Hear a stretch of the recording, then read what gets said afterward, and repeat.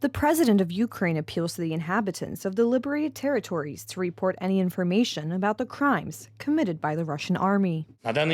So far, the armed forces of Ukraine have liberated and taken control of nearly 30 settlements in the Kharkiv region. In many villages in the area, activities are underway to check and secure the territory. We gradually take over new towns. We hang the Ukrainian flag everywhere and restore security to our citizens. The Ukrainian forces managed to break through the Russian front lines in the northeast of Ukraine. The city of Kupiansk was recaptured. Around noon, information about the liberation of the city of Izium began to flow in, and it was also broadcast on Russian news channels. This is a big loss for the Russians because the town was crucial in terms of supplying the front in Donbass. Also in the south, near Kherson, the Ukrainian counteroffensive is gaining momentum. Nobody has foreseen it, or at least the Russians, that it is impossible, improbable, and yet it happened. It is almost 50 kilometers to 70 kilometers going deeper, liberating the areas that were previously occupied by the Russians. The successes of the Ukrainian troops are possible thanks to the support of the West. It concerns both weapons and artillery ammunition, as well as modern HIMARS rocket launcher systems.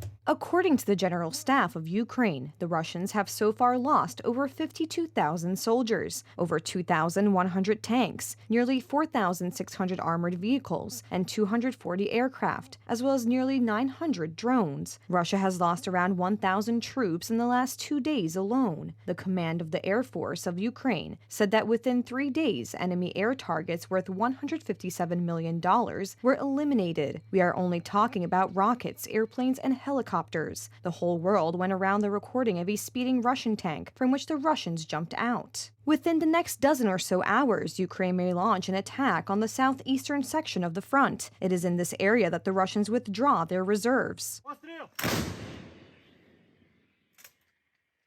Meanwhile, Russia continues to fire missiles on military, industrial, and civilian infrastructure. Kharkiv was under heavy fire. Missiles hit a kindergarten, among others. There are people injured, including 3 children. On the other hand, for the inhabitants of Mykolaiv in the south of Ukraine, last night was peaceful for the first time in many weeks. In turn, the International Atomic Energy Agency calls for an immediate end to shelling in the Zaporizhzhia nuclear power plant area. There is no electricity, no running water, or sewage system in the town. This is the only way to ensure that we are not faced with a nuclear accident. Kremlin spokesman Dmitry Peskov did not want to comment on the information about the Ukrainian counteroffensive, which this time was not ignored by the propaganda media. Vladimir Putin called an urgent meeting of the Security Council in Moscow. One of the reasons is the success of the Ukrainian counteroffensive in the Kharkiv region, to which Russia has sent additional troops in recent hours. As for the course of the special military operation, this is a question for my colleague, official representative of the Russian Ministry of Defense,